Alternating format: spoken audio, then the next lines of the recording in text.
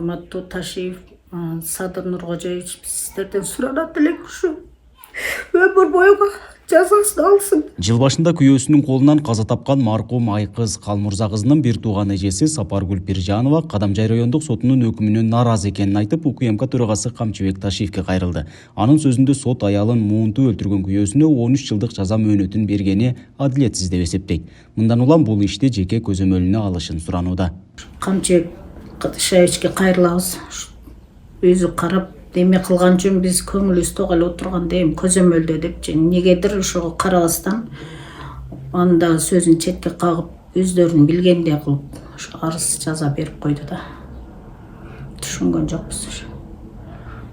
Дагы кайрылат элек ошо өмүр бойга өзүңүз карап эме кылып өмүр бойга жазасын алыш керек да.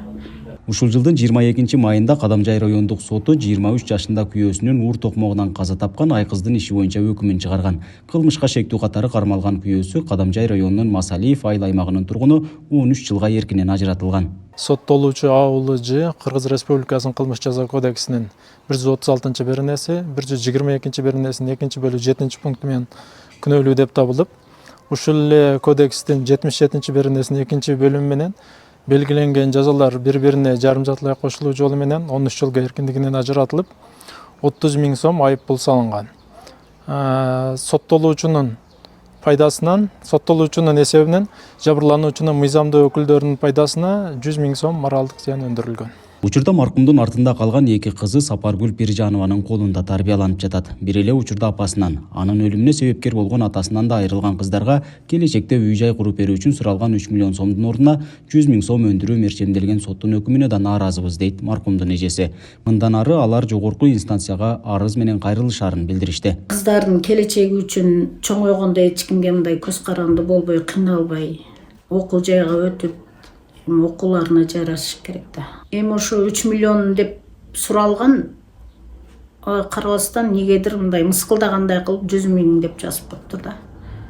Ал 100 000 бизге тийген дагы жок, берген дагы жок. Ал 100 000 ал бир жылга да тамак ашына да жетпейт да, чын-чынына келгендечи. Эскерте кетсек, 2024 жылдын 2-январында Кадамжай районунун Масалиев айыл аймагынын 23 жаштагы биринчи топтогу майыптыгы бар келин күйөөсүнүн уур токмогунан каза тапкан. Буга байланыштуу Улуттук коопсуздук мамлекеттик комитетинин төрагасы Камчыбек Ташиев зордук зомбулукка кабылган кыз келиндердин укугун коргоо боюнча билдирүү жасаган. Баткен облустук ички иштер башкармалыгынын маалыматына ылайык, 4 ай аралыгында үй бүлөлүк зордук зомбулуктун 235 учуру катталып, 179-уна коргоо ордерлери берилген. Өткөн жыл ичинде жалпы 327 учур катталган. Статистикага ылайык, үй бүлөлүк зордук зомбулуктун көрсөткүчү жыл санап өсүп жатат. Нургазы Жайнаков, Регион телеканалы, Баткен облусу.